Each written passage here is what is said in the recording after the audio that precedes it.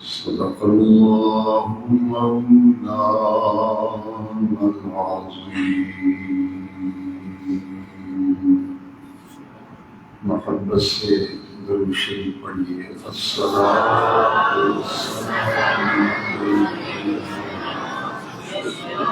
سیدی یا رسول اللہ وعلی آلک واصحابک سیدی یا خاتم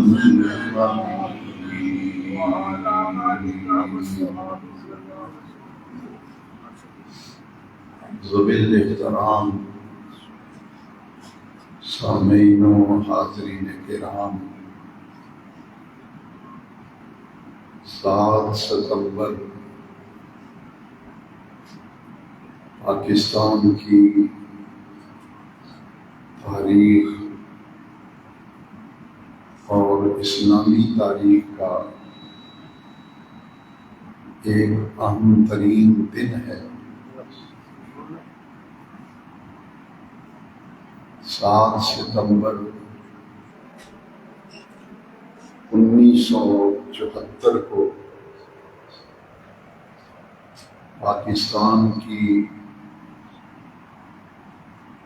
قومی اسمبلی میں ایک قرارداد پیش کی گئی، جو قرارداد کراچی سے منتخب ہونے والے قومی اسمبلی کے رکن اور ممبر قائد ملت اسلامیہ مولانا شاہ احمد نورانی صدر جمعیت علماء پاکستان نے بحیثیت MNA اسمبلی میں ایک قرارداد پیش کی. قادیانی جماعت، قادیانی گروہ کہ ختم نبوت میں ڈاکہ ڈالا اور مرزا غلام احمد قادیانی نے نبوت کا دعویٰ کیا. اس کے متبعین، اس کے ماننے والے جو بھی جھوٹی نبوت کا دعویٰ کرے گا وہ دائرہ اسلام سے خارج ہے، کیونکہ عقیدہ ختم نبوت اسلام کے بنیادی اور اساسی عقائد میں سے اہم ترین عقیدہ ہے. جو دعوی نبوت کرے وہ بھی کافر اور مرتد ہو جاتا ہے، اور جو اس جھوٹے مدعی نبوت کو نبی مان لے وہ بھی مرتد اور دائرہ اسلام سے خارج ہو جاتے ہیں. لہذا اسمبلی میں یہ قرارداد پیش کی گئی کہ قادیانیوں کو غیر مسلم اقلیت قرار دیا جائے. ایک تو انہیں غیر مسلم قرار دیا جائے، اور ایک یہ کہ وہ اقلیت ہیں اور اقلیت کے اعتبار سے وہ یہاں رہ سکیں گے. یہ قرارداد قائد اہل سنت علامہ شاہ احمد نورانی نے پیش کی. اس وقت پیپلز پارٹی کی حکومت تھی اور ذوالفقار علی بھٹو پاکستان کے پرائم منسٹر تھے. یہ قرارداد کا متن جو ہے اس کا پورا متن تیار کیا تھا کراچی سے منتخب ہونے والے رکن اسمبلی شیخ الحدیث علامہ عبد المصطفیٰ الازہری رحمۃ اللہ تعالی علیہ نے، جو کراچی کے ایک بہت بڑے دارالعلوم امجدیہ کے شیخ الحدیث تھے، انہوں نے قرارداد کا متن پیش کیا اور مسلمان کی متفقاً علیہ تشریح اور تعریف آئین میں شامل کروانے کے لیے اس قرارداد کا حصہ بنایا گیا۔ قومی اسمبلی میں جتنے بھی اس وقت ممبران تھے، غالب اکثریت نے اس قرارداد پر دستخط کیے اور آئین کے اندر جو ترمیم کا مسودہ تیار کیا، وہ اس زمانے میں پیپلز پارٹی کی حکومت کے وزیر قانون تھے عبدالحفیظ پیرزادہ۔ انہوں نے آئینی ترمیم کا مسودہ تیار کیا اور قادیانی جماعت کے دو گروہ تھے۔ ایک گروہ جو ہے وہ لاہوری گروپ کہلاتا ہے، یعنی قادیانیوں کے اندر دو فرقے تھے، ایک لاہوری فرقہ کہلاتا تھا اور ایک ربیوے والی جماعت تھی۔ ان دونوں جماعتوں کے سربراہ جو ہیں، ان پر اسمبلی میں بحث کی گئی اور ان دونوں سربراہوں کو، لاہوری جماعت کا سربراہ بھی اور دوسرے گروپ کا سربراہ بھی، ان کو باقاعدہ اسمبلی میں بلایا گیا اور انہیں موقع دیا گیا کہ وہ اپنا موقف بیان کریں، اور یہ سلسلہ کتنے دن چلتا رہا؟ مسلسل 18 دن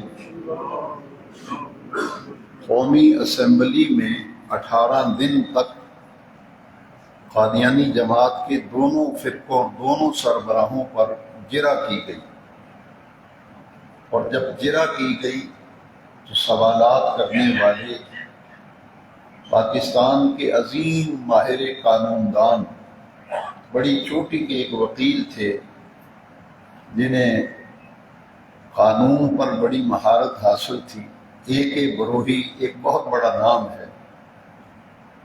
انہوں نے بحث کی اور 18 دن تک یہ بحث چلتی رہی۔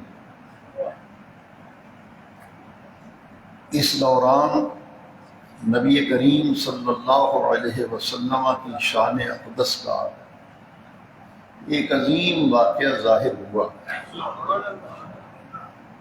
کہ قادیانی جماعت کا سربراہ مرزا ناصر تھا اس زمانے میں، وہ محضر نامہ پڑھ رہا تھا، جو سوالات کیے جا رہے تھے وہ اس کا جواب لکھ کر لایا تھا۔ نیشنل اسمبلی میں جب وہ محضر نامہ پڑھ رہا تھا تو ایئر کنڈیشن ماحول، پوری اسمبلی کا صفائی ستھرائی کا بہترین وہاں انتظام، اور چھت بھی اتنا مضبوط کہ وہاں سے کسی چیز کے گرنے کا کوئی اندیشہ نہیں تھا۔ عین اس وقت جب مرزا قادیانی پر دلائل دے رہا تھا، ایک پرندے کا پر جو غلاظت سے بھرا ہوا تھا، کسی پرندے کا پر جو گندگی غلاظت سے بچھڑا ہوا تھا، وہ عین اس کے محضر نامے کے اوپر آ کے گرا، اور جب گندگی سے بھرا ہوا وہ پر گرا تو اس نے کہا آئی ایم ڈسٹربڈ۔ فوراً اسمبلی کے عملے کا ایک آدمی گیا، اس نے پر اٹھایا اور اس کے کاغذ وغیرہ گندگی سے صاف کیے۔ 18 دن تک یہ بحث چلتی رہی کہ تم اپنی صفائی میں کچھ کہنا چاہتے ہو تو کہہ لو۔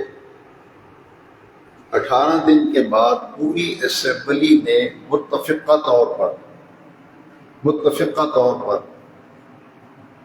قادیانیوں کو غیر مسلم اقلیت قرار دینے کی قرارداد جو ہے اسے منظور کر لیا اور پاس کر لیا۔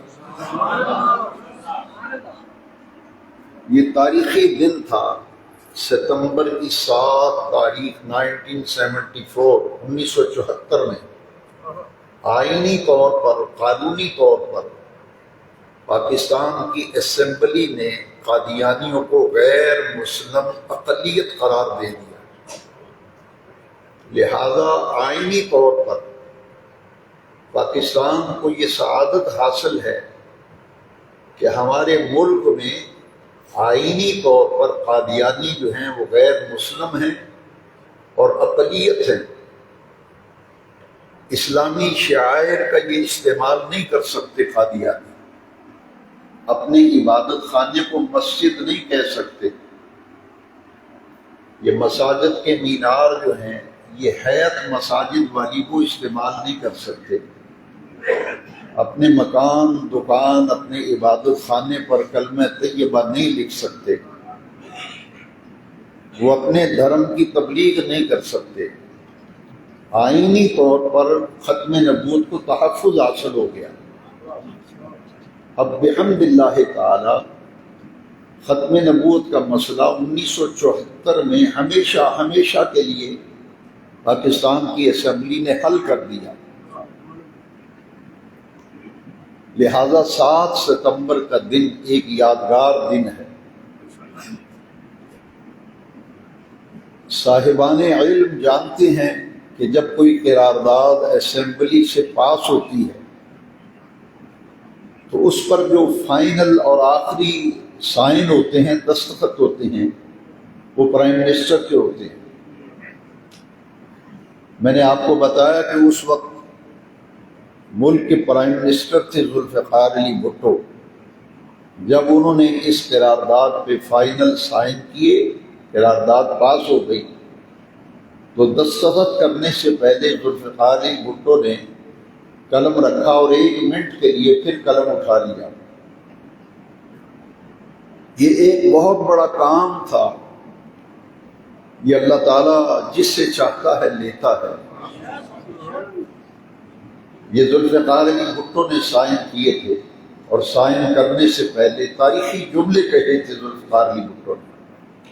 اس نے کہا کہ یہ جو میں سائن کر رہا ہوں، دستخط کر رہا ہوں، یہ پھانسی کا پھندا ہے۔ یہ میرے سائن کیا ہے؟ پھانسی کا پھندا ہے جو میں اپنے گلے میں ڈال رہا ہوں۔ قادیانی جماعت اتنی مؤثر تھی اور اندر سے اس کی جڑیں اتنی مضبوط تھی کہ پوری دنیا نے دیکھا کہ ذوالفقار علی بھٹو نے جو جملہ کہا تھا کہ یہ پھانسی کا پھندا ہے جس پر میں سائن کر رہا ہوں، تو ذوالفقار علی بھٹو کو پھانسی دی گئی تھی۔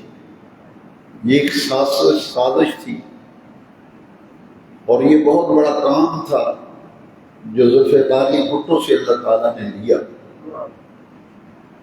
اور جس سے چاہے اللہ کام لیتا ہے۔ 1974 میں قرارداد اسمبلی میں مولانا شاہ احمد نورانی نے پیش کی تھی۔ اس کا مسودہ جو ہے وہ تیار کیا تھا علامہ عبدالمصطفیٰ نظری نے۔ باقی جتنے بھی ممبر تھے انہوں نے اس پہ دستخط کیے تھے۔ اس زمانے میں دیوبند مکتبہ فکر کے ایک بہت بڑا نام تھا مولانا مفتی محمود، انہوں نے اس تحریک میں مولانا شاہ احمد نورانی کا ساتھ دیا اور انہوں نے کہا کہ مولانا ہم نے آپ کو اپنا وکیل بنایا ہے، ہم سب کی طرف سے یہ جنگ آپ لڑیں گے۔ اور جب پاکستان کی اسمبلی نے غیر مسلم اقلیت قرار دے دیا اور آئینی طور پر ختم نبوت کا تحفظ ہو گیا اور قادیانیوں کی سرگرمیوں کے لیے پھر ضیاء الحق کے دور میں ایک آرڈیننس جاری کیا گیا، جس آرڈیننس کی روح سے کوئی قادیانی اپنے نظریات کی تبلیغ نہیں کر سکتا، یہ قانوناً جرم ہے، اسلامی شعائر کا استعمال نہیں کر سکتا۔ لہذا بحمد اللہ تعالی جب بھی 7 ستمبر کا دن آتا ہے، سال ہر سال سے ہم اسی جامع مسجد میں ہر سال 6 یا 7 ستمبر کو ختم نبوت کانفرنس منعقد کرتے رہے، اور یہ سلسلہ شروع کرنے والوں میں ہمارے ساتھیوں میں امتیاز علی قادری مرحوم وہ پیش تھے، وہ ہر سال اس کا اہتمام کرتے تھے۔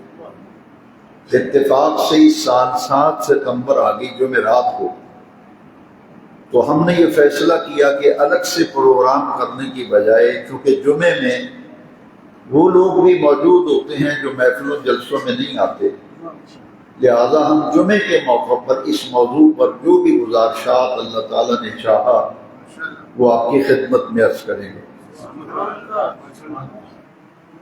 کل کا دن تاریخ کا بڑا اہم ترین دن تھا۔ ختم نبوت، اس حوالے سے میں چند بنیادی باتیں عرض کرنا چاہتا ہوں جن کا جاننا ہر کسی کے لیے ضروری ہے۔ ہر دور میں ایسے لوگ ہوئے ہیں، بعض لوگ گمراہی جب پھیلتی ہے تو پریشان ہو جاتے ہیں۔ میں کہنا یہ چاہتا ہوں کہ یہ کوئی نئی بات نہیں ہے، ہر دور میں گمراہ لوگ جب اٹھتے ہیں تو ان کے ماننے والے بہت سے لوگ پیدا ہو جاتے ہیں، بہت سے لوگ پیدا ہو جاتے ہیں۔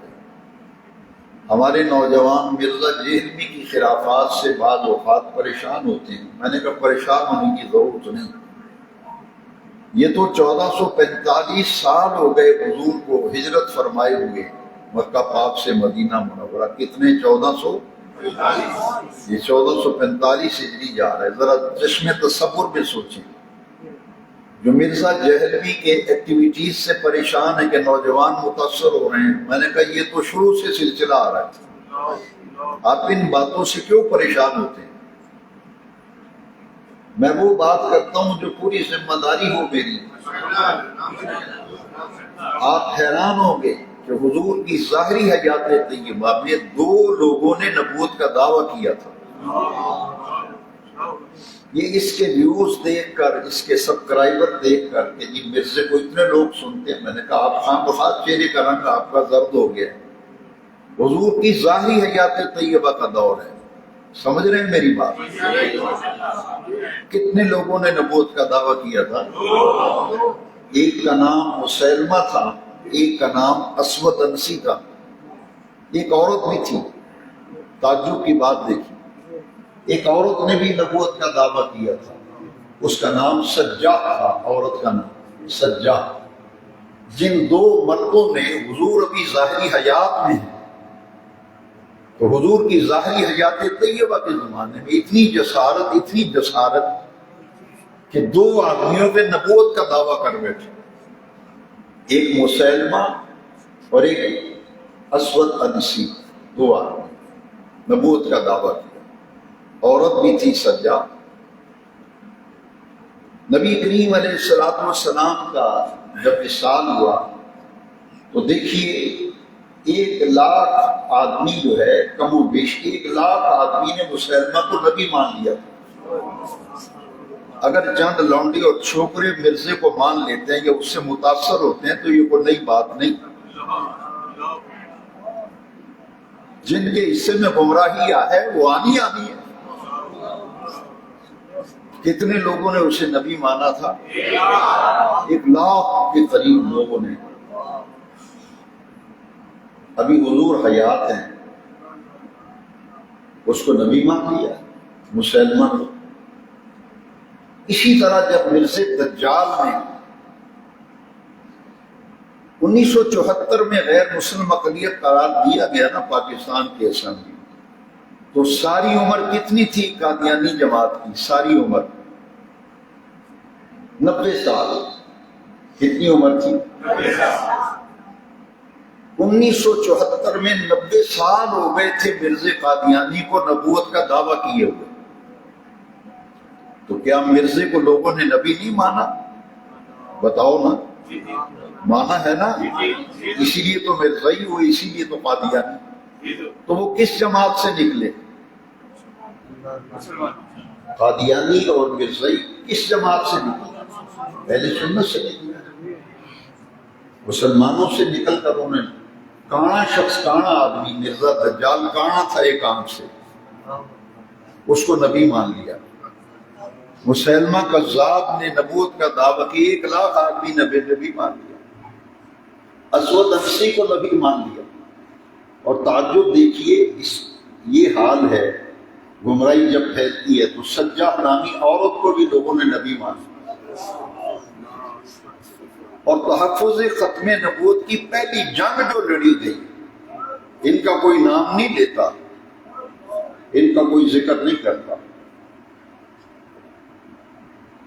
عقیدہ ختم نبوت کے لیے جو پہلی جنگ لڑی تھی وہ کون تھا؟ بلکہ یوں کہہ لیجیے کہ تحریک تحفظ ختم نبوت کا قائد اول اس شخصیت کا نام سیدنا ابو بکر صدیق ہے۔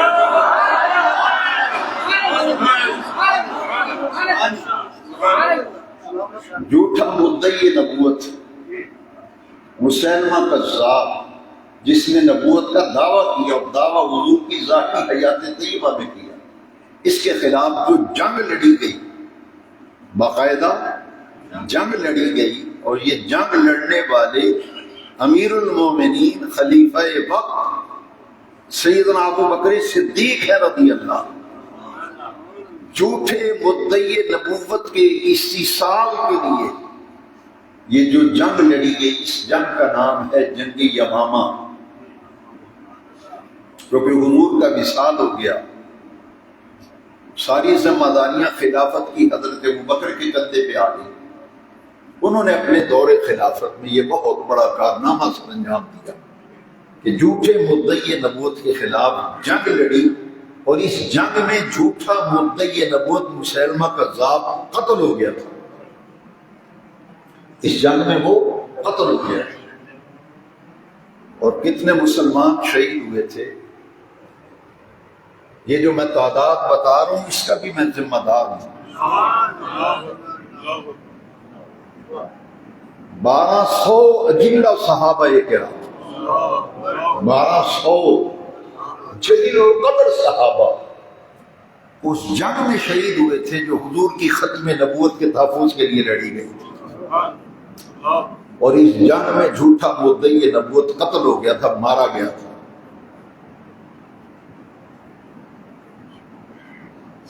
اور تاریخ گواہ ہے کہ جس نے بھی نبوت کا دعویٰ کیا وہ مسلمانوں کے ہاتھوں قتل ہوا، اس لیے کہ ختم نبوت کا عقیدہ اسلام کے اساسی اور بنیادی اور قطعی عقیدوں میں سے ایک اہم ترین عقیدہ ہے۔ ختم نبوت کے حوالے سے میں چاہوں گا کہ چند باتیں اپنے نوجوان بھائیوں، اپنے بزرگوں کے لیے اور اپنے بچوں کے لیے عرض کروں گا کہ یہ ذہن نشین کر لیں کہ عقیدہ ختم نبوت پر قرآن مجید میں 100 سے زیادہ آیتیں قرآن مجید میں موجود ہیں۔ ختم نبوت کے عقیدے پر کتنی آیتیں ہیں؟ 100 سے زیادہ آیتیں قرآن مجید، اور ذخیرہ احادیث میں سے وہ چوٹی کی احادیث جن میں عقیدہ ختم نبوت کو بیان کیا گیا اور تحفظ کیا گیا، ان حدیثوں کی تعداد 200 ہے۔ ان حدیثوں کی تعداد 200 احادیث، اور قرآن مجید کی 100 سے زیادہ آیتوں میں حضور کی ختم نبوت کے مسئلے کو کھول کر بیان کیا گیا۔ ان میں سے ایک آیت مقدسہ جو قرآن مجید کی مشہور سورہ الاحزاب کی آیت ہے، میں نے اس آیت مقدسہ کو خطبے میں بطور عنوان تلاوت کیا۔ دیکھیے اس میں کتنے قطعی لفظ ہیں، ختم نبوت کا عقیدہ کتنا واضح کیا گیا سورہ الاحزاب میں، لیکن اس کے باوجود مرزائی موجود ہیں، قادیانی موجود ہیں، قرآن کی نص آیت ہے، لیکن مرزے کو نبی ماننے والے موجود ہیں جو اسے نبی مانتے ہیں۔ لہذا کم از کم جو ختم نبوت کے پاسمان ہیں جو عقید ختم نبوت پر لازوال اور قطعی عقیدہ رکھتے ہیں ان کو اس بات کا علم ہونا چاہیے کہ یہ اتنا مضبوط عقیدہ ہے، اس پر ہم قرآن مجید کی 100 آیتیں رکھتے ہیں اور ختم نبوت کے لیے پر 200 حدیثیں ہمارے پاس موجود ہیں۔ آیت کریمہ سنیے کتنا واضح، اس کے لیے حضور کی صفات میں سے جس صفت کا انتخاب کیا گیا اور کتاب اللہ قرآن مجید میں بیان کیا گیا، ما کان محمد ابا احد من رجالکم، فرمایا میرے محبوب محمد صلی اللہ علیہ وسلم تم میں سے مردوں میں سے کسی کے باپ نہیں ہیں، ولکن رسول اللہ، ہاں اللہ کے رسول ہیں، وخاتم النبیین، اور آپ خاتم النبیین ہیں، ولکن رسول اللہ وخاتم النبی، حضور خاتم النبیین ہیں۔ یہ لفظ خاتم النبیین میں ذرا تھوڑی سی توجہ کی ضرورت ہے۔ نبی کی جمع ہے نبیین، اور اس پہ خاتم کا لفظ ہے، حضور کا اس میں صفت ذکر کیا گیا، یہ حضور کا اس میں صفت ہے، خاتم النبیین۔ خاتم النبیین کا معنی ہے نبیوں میں سے آخری نبی، نبیوں میں سے آخری نبی۔ حضور سلسلہ انبیاء میں آخری نبی ہیں، خاتم النبی۔ اور خاتم النبیین کا معنی میں چاہوں گا کہ میرے بیٹے، میرے جوان، میرے بھائی حدیث کی روشنی میں خاتم النبیین کا معنی سمجھے گا۔ اس کا معنی نبی کریم علیہ السلام نے خود فرمایا، ذرا غور کیجیے نا، خاتم النبیین کا معنی نبی کریم خود سمجھا رہے ہیں، بتلا رہے ہیں، اور اس میں کسی شک و شبے کی کوئی گنجائش نہیں۔ دیکھیے حضور نے اس کا معنی کیا ہے، یہ بڑی مشہور حدیث ہے، یہ تو ہمارے بچوں کو یاد ہے، چھوٹے چھوٹے بچے ہماری اس حدیث کو زبانی یاد کرتے ہیں، بڑی مشہور بڑی معروف حدیث ہے۔ حضور نے فرمایا انا خاتم النبیین۔ اس میں تھوڑی سی وضاحت کروں گا، چونکہ قرآن میں حضور کے لفظ استعمال ہوئے خاتم النبی، قرآن میں اللہ نے حضور کو خاتم النبیین فرمایا۔ اب حضور کیا فرماتے ہیں؟ آقا فرماتے ہیں انا خاتم النبی، میں نبیوں میں سے آخری نبی ہوں، اور مانا حضور خود کر رہے ہیں، لا نبی بعدی۔ خاتم النبیین کا معنی کیا ہے؟ لا نبی بعدی۔ آپ سے اگر کوئی پوچھے کہ خاتم النبیین کا معنی مجھے عربی میں بتائیں، یہاں جتنے بچے بیٹھے ہیں یہ بچہ بھی بتائے گا کہ خاتم النبیین کا معنی ہے لا نبی بعدی، لا نبی بعدی۔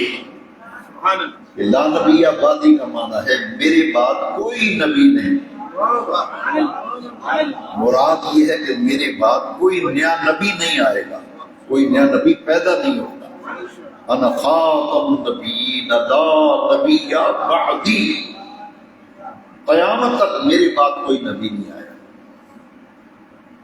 اس پر ایک بہت بڑی حدیث شریف ہے جو میں چاہوں گا کہ اس حدیث شریف کو آپ بڑے غور سے سنیں۔ حضور نے فرمایا کہ اللہ تبارک و تعالی نے 1,24,000 انبیاء کو بھیجا، 1,24,000 انبیاء کو بھیجا۔ ہر نبی کا امت کا قائد نبی ہوتا ہے۔ فرمایا 1,24,000 نبی آئے مختلف قوموں کی طرف۔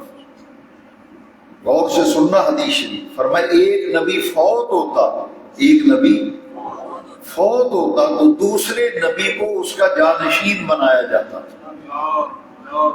ایک نبی گئے، ان کے بعد دوسرے نبی آئے، ایک نبی فوت ہوئے دوسرے نبی آئے۔ فرمایا لیکن سن لو، میں نبیوں میں سے آخری نبی ہوں۔ پہلے نبی دنیا سے جاتے رہے، بعد میں نبی آتے رہے، لیکن مجھ پر نبوت کا دروازہ بند کر دیا گیا، سلسلہ نبوت مجھ پر منقطع کر دیا گیا، رسالت و نبوت کا دروازہ بند ہو گیا۔ میں نبیوں میں سے آخری نبی ہوں، اب قیامت تک میرے بعد کوئی نیا نبی نہیں آئے گا۔ البتہ غور سے سنیں حدیث، البتہ میرے بعد خلفاء ہوں گے، میرے بعد پہلے نبی دنیا سے جاتے رہے تو بعد میں جانشین نبی آتا، فرمایا میں نبیوں میں سے آخری نبی ہوں، میرے بعد نبی نہیں آئے گا لیکن میرے بعد خلفاء ہوں گے، میرے بعد خلفاء ہوں گے۔ اسی لیے حضور کے بعد جو حضور کے خلیفہ ہوئے اور 5 خلفاء راشدین ہیں، ان میں سے خلیفۃ الرسول ایک ہی ہیں، حضرت ابو بکر صدیق۔ حضرت ابو بکر یہ انہیں کہتے ہیں خلیفۃ الرسول۔ مدینہ پاک آپ کو جب حضور کے روضہ اطہر پہ خلفاء کو سلام کیا جاتا ہے تو ان لفظوں سے سلام کیا جاتا ہے، السلام علیک یا خلیفۃ رسول اللہ، السلام علیک یا خلیفۃ رسول اللہ۔ جو عمرہ شریف کر کے آئے ہیں، جو حج کر کے آئے ہیں، انہوں نے جب سلام پیش کیا تو انہی لفظوں سے، السلام علیک یا ثانی الخلفاء، حضرت عمر کو ثانی الخلفاء، لیکن خلیفۃ اور رسول ایک ہی ہیں، حضرت ابو بکر صدیق۔ حضرت عمر ابو بکر کے خلیفہ ہیں، حضرت عثمان عمر کے خلیفہ ہیں رضی اللہ عنہ، لیکن حضور کے جو خلیفہ ہیں، خلیفۃ الرسول، حضور کے جانشین، وہ کون ہیں؟ ابو بکر صدیق۔ تو حضور پہ نبوت کا دروازہ بند ہو گیا، قیامت تک کوئی نیا نبی پیدا نہیں ہوگا۔ یہ چھوٹی کی حدیث ہے ختم نبوت میں، جس میں حضور نے فرما دیا کہ نبی تو میرے بعد کوئی نہیں آئے گا لیکن البتہ خلفاء آئیں گے، خلیفے ہوں گے میرے بعد۔ ایک حدیث ایسی قطعی ہے کہ اگر اس کو اچھی طرح سے اس کی تفہیم ہو جائے، یعنی ہمارے ذہن نشین ہو جائے، تو جتنا بھی التباس ہے یعنی شکوک و شبہات ہیں وہ بادل چھٹ جاتا ہے۔ اس سے میرے نزدیک ہر ایک صاحب مطالعہ کا اپنا ذوق ہے، میں اپنے ذوق کی بات کرتا ہوں، میرے نزدیک مسئلہ ختم نبوت کو سمجھنے کے لیے اس سے بڑی مضبوط اور دلیل قرآن کے بعد اور کوئی نہیں۔ سب سے مضبوط دلیل قرآن کی 100 آیتیں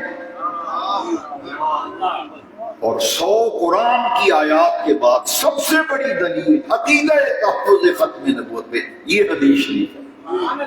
حضور نے فرمایا انا آخر الانبیاء، پڑھے لکھے لوگوں کے لیے اور نوجوان طبقے کے لیے اس سے آسان طریقہ ہو ہی نہیں سکتا،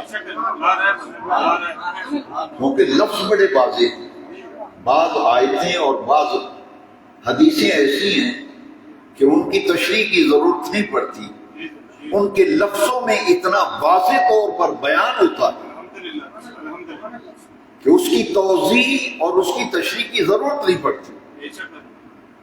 اس لیے اس حدیث کو ذرا غور سے سن لیں، انا آخر الانبیاء وانتم آخر الامم، یہ آخر الانبیاء کا لفظ جو ہے، آخر الانبیاء کا لفظ، اس سے بڑی دلیل کوئی ممکن ہی نہیں اس حدیث میں جو بیان کی گئی۔ میں انا آخر الانبیاء، میں نبیوں میں سے آخری ہوں، میں نبیوں میں سے انا آخر الانبیاء، میں آنے والوں میں سب سے آخری نبی ہوں۔ وانتم، اور اپنی جان حضور نے اپنے غلاموں کے لیے کیا فرمایا؟ انا آخر الانبیاء وانتم آخر الامم، میں نبیوں میں سے آخری نبی ہوں اور تم امتوں میں سے آخری امت ہو۔ وانتم آخر الامم، تم امتوں میں سے آخری امت ہو، یعنی اس امت کے بعد کوئی امت نہیں۔ امت محمدیہ، امت مصطفیٰ، یہ 1.25 لاکھ نبیوں کی امتوں میں سے آخری امت ہے، اور اس امت کو پھر اعزاز بہت بڑا ملا۔ لیکن اسی امت میں سے مرز دجال کا آنے کو نبی مانا یا نہیں مانا لوگوں نے؟ مسلمہ کو نبی مانا، اسود انسی کو نبی مانا لوگوں نے، سجا نامی عورت کو نبی مان لیا. اتنی آیتیں، اتنی حدیثیں دلیل کے طور پہ موجود ہیں، لیکن ماننے پہ آئے تو ایسی قوم ہے کہ مرزے کی ایک کیفیت میں آپ کو بتاتا ہوں جو اس کے اپنی کتاب میں لکھا. براہین احمدیہ مرزا قادیانی دجال کی اپنی لکھی ہوئی کتاب ہے. اس میں لکھتا ہے کہ مجھے گڑ کھانے کی عادت تھی.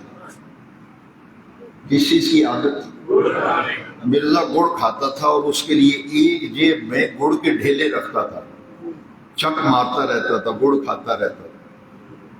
اور اس کو پیشاب کی بیماری تھی، سلسل بول، پیشاب اسے بار بار آتا تھا. تو اس نے مٹی کے ڈھیلے بھی ایک جیب میں رکھنے شروع کر دیے. مٹی کے ڈھیلے، ایک جیب میں مٹی کے ڈھیلے اور ایک میں گڑ. خود اس نے اپنی کتاب میں لکھا، کہتے ہیں ایک دفعہ میں گڑ کھانے لگا تو میں نے مٹی کے ڈھیلے کو چک مار دیا. حواس الباقہ اسے نبی مان لیا، جسے یہ نہیں پتا کہ گڑ کھا رہا ہوں یا پیشاب پکانے والے مٹی کے ڈھیلے کھا رہا ہوں، اور اس کو لوگوں نے نبی مان لیا. کہتے ہیں نماز پڑھانے کے لیے آیا تو اپنی الٹی شلوار پہن کے آ گیا. کہتے ہیں جب مسجد میں آیا تو لوگوں نے کہا کہ آپ نے تو شلوار الٹی پہنی ہوئی. اس کو نبی مانا یا نہیں مانا؟ یہاں پاکستان کی سڑک پہ جس ٹرک کی ایک بتی ہو اس کا چالان ہو جاتا ہے. کہتے ہیں گاڑی موٹر وے پہ جائیں نا، کار لے کے دوڑائیں ذرا، آپ کی ایک مین ہیڈ لائٹ بند ہو تو چالان ہو جائے گا. یہ کیسی ملک ہے کہ ایک بتی والا ٹرک تو نہیں چل سکتا، لیکن ایک آنکھ والے کو لوگوں نے نبی مان لیا. ختم نبوت کا عقیدہ اتنا قطعی عقیدہ، انا آخر الانبیاء وانتم آخر الامم. ایک حدیث شریف جو کہ وقت اتنا ہی ہے، حضور نے فرمایا کہ یہ حدیث شریف باقی ساری حدیثوں کو اور کھول کے بیان کر رہی ہے. اب اس کے باوجود کسی کی سمجھ میں مسئلہ نہ آئے تو وما علینا الا البلاغ کا معنی کیا ہے؟ جب عالم دین بیان کرتا ہے تو اپنی تقریر اس پہ ختم کرتا ہے، وما علینا. اس کا معنی نہیں آتا آپ کو. ہر مولوی صاحب جب تقریر کریں گے، جمعہ پڑھائیں، واعظ کریں، کہتے ہیں وما علینا الا البلاغ المبین. بلاغ کا معنی ہے پہنچانا، تبلیغ کرنا. اس کا معنی یہ ہے کہ میں نے آپ کو دین کی تبلیغ کر دی، دین کے مسئلے بتا دیے. منوانا میرا مقصد نہیں، منوانا میرا مقصد. کوئی مانے نہ مانے، مبلغ کا کام ہے دین کی دعوت لوگوں کے سامنے رکھ دے. یہ ہے اس کا معنی وما علینا الا البلاغ. یہ حدیث شریف نے باقی ساری حدیثوں کو اور واضح کر دیا. سنیے حدیث شریف، انا خاتم النبیین لا نبی بعدی ولا رسول بعدی ولا کتاب بعدی ولا امت بعدی. میں نبیوں میں سے آخری نبی، میرے بعد کوئی رسول نہیں آئے گا، میرے بعد کوئی نبی نہیں آئے گا، میرے بعد کوئی کتاب نہیں آئے گی. قرآن آخری کتاب ہے، کتاب اللہ، اللہ کا کلام. قرآن آخری کتاب ہے. اس کتاب کے بعد قیامت تک کوئی آسمانی کتاب نہیں آئے گی. ولا امت بعدی، اور حضور کی امت کے بعد قیامت تک کوئی امت نہیں آئے گی. حضور خاتم النبیین، 1.25 لاکھ نبیوں میں افضل ہیں یا نہیں؟ لیکن اس امت کو پتہ ہی نہیں. یہ سادہ امت، نبی پاک کی سادہ امت، اسے پتہ ہی نہیں. غور سے سننا اور اپنے دل پر آج لکھ کے لے جانا. جس طرح ہمارے نبی پاک 1.25 لاکھ نبیوں میں افضل ہیں، حضور کی امت 1.25 لاکھ نبیوں کی امتوں میں سے افضل ہے.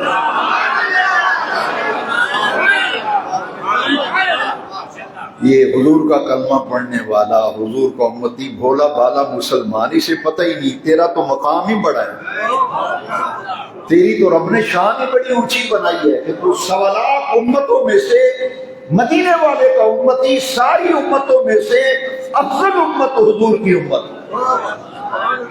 تو قرآن نے بھی اس بات کا تاج، قرآن نے حضور کی امت کو عطا کیا. کنتم خیر امہ،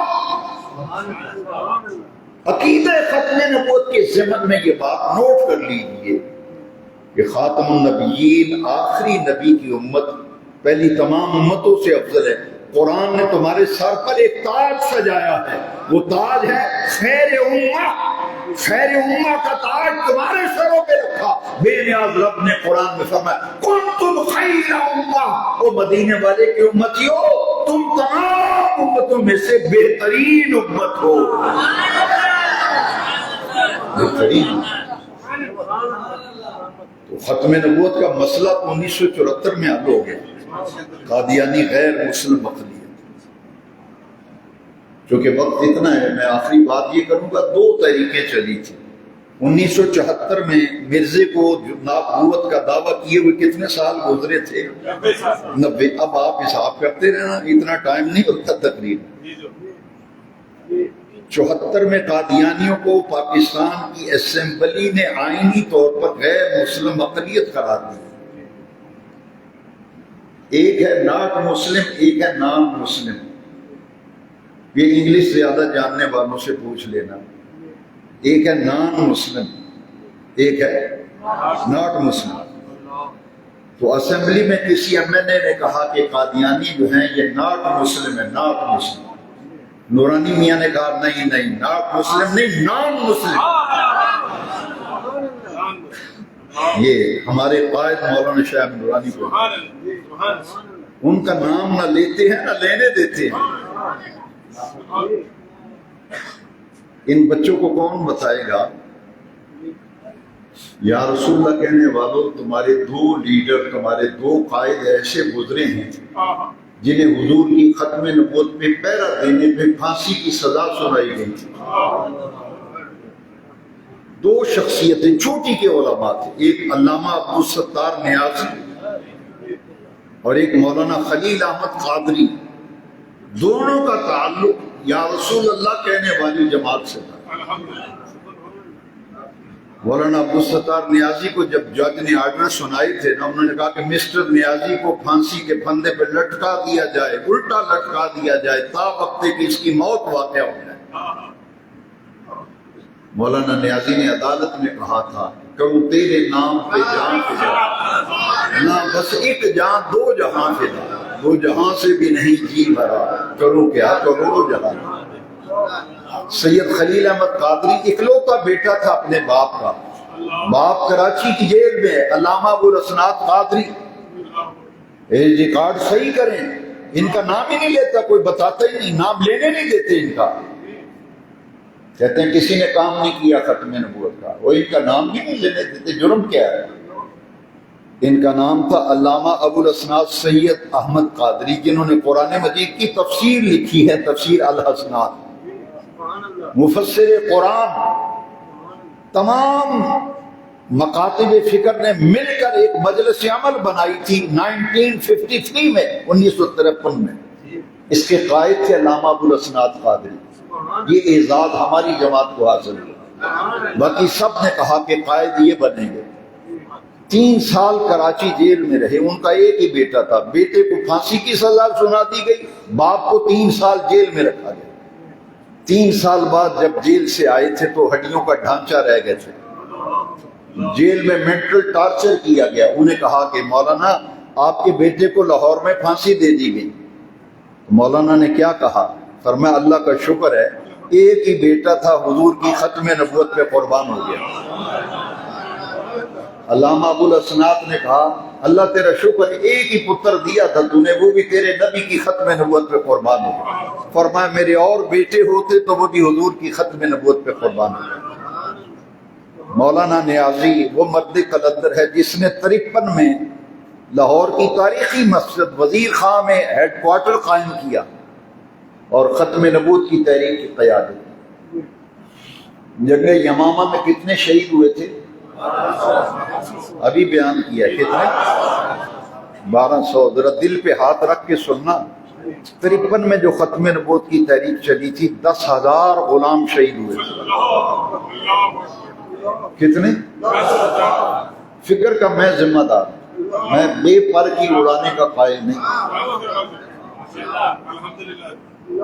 10,000 آدمی 53 میں ختم نبوت میں شہید ہوا تھا، لاہور کی سڑکوں پر، کراچی میں، دیگر شہر 10,000 بندے نے قربانیاں دی، لیکن بدقسمتی سے اپنوں میں سے کچھ ایسے باغی نکلے۔ مولانا نیازی کو گرفتار کرانے والا مرید تھا، آپ مرید کی بات کرتے ہیں۔ مولانا نیازی اکثر مجھے کہا کرتے تھے، بیٹا میں اپنے ہی لوگوں کے ہاتھوں کا ستم زدہ ہوں۔ وہ مرید پہلے اپنے گھر میں لے گیا اور جا کے پولیس سے کہا کہ کتنے پیسے دیتے ہیں، میں گرفتار کراتا ہوں مولانا نیازی کو، میں گرفتار کراتا ہوں۔ 4 ٹکوں کی خاطر مولانا کو اریسٹ کر لیا، عدالت میں پیش کیا، مقدمہ پیش ہوا، مولانا نیازی کو پھانسی کی سزا سنائی۔ یہ اللہ کا شکر ہے کہ 15 دن کے بعد بے نیاز رب نے مدد کی، تو پھر دونوں کی سزائے موت ختم کر دی گئی اور آپ کی رہائی کا آرڈر آ گیا۔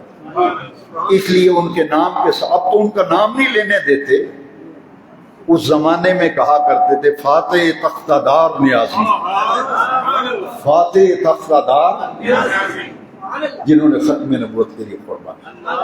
یہ تحریک اپنے ہی لوگوں کے،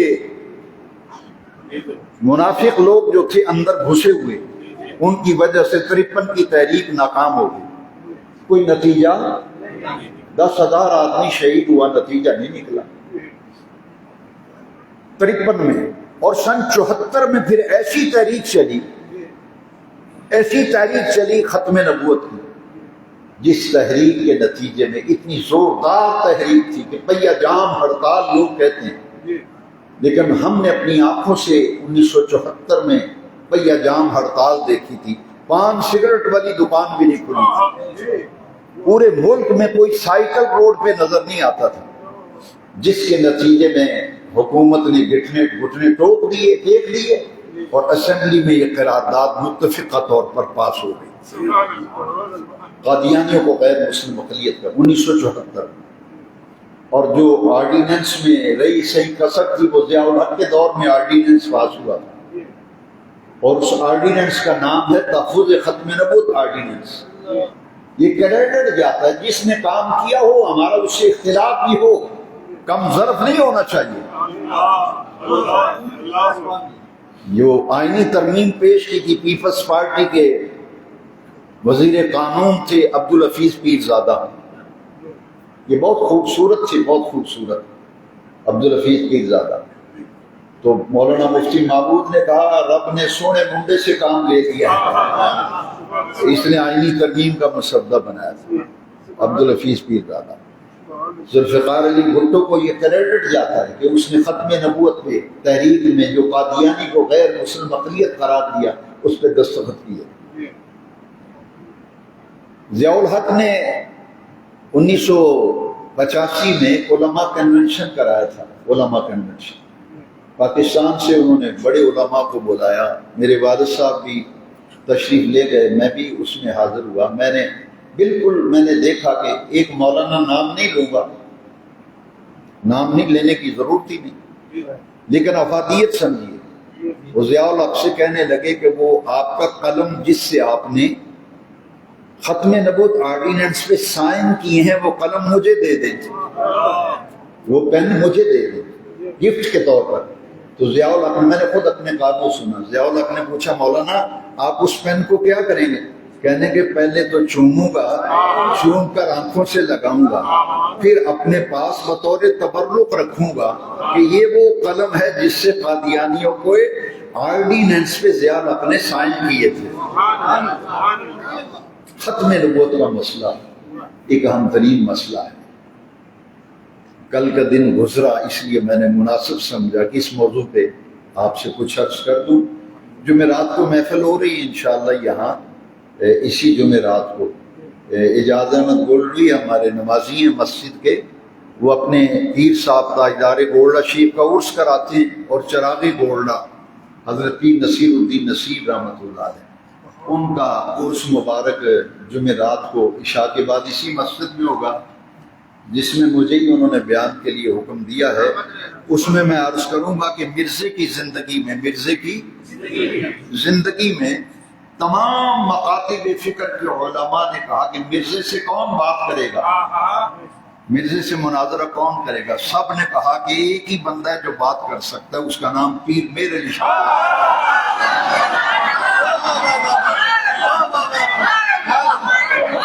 مرزے کی زندگی میں بڑے بڑے اشتہار چھپے تھے کہ لاہور کی شاہی مسجد میں ڈیٹ مقرر ہو گئی مناظرے کی، اور علماء نے کہا کہ میر علی شاہ مرزے سے بحث کرے گا کہ جو حضور کے بعد نبوت کا دعویٰ کرے وہ کافر ہے، مرتد ہے، جھوٹا ہے۔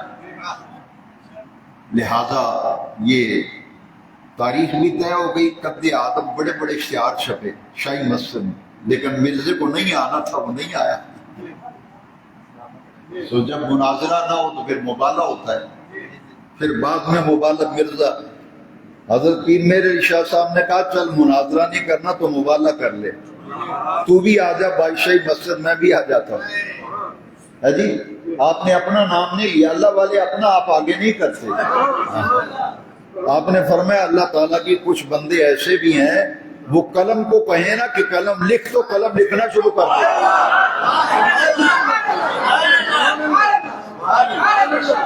مرزے نے کہا کہ مناظرے میں تو نہیں آیا نا، وہ کہتا ہے کہ ایسا کرو میر علی شاہ آ جائے، عربی میں لکھے تفسیر قرآن کی، میں بھی تفسیر لکھتا ہوں۔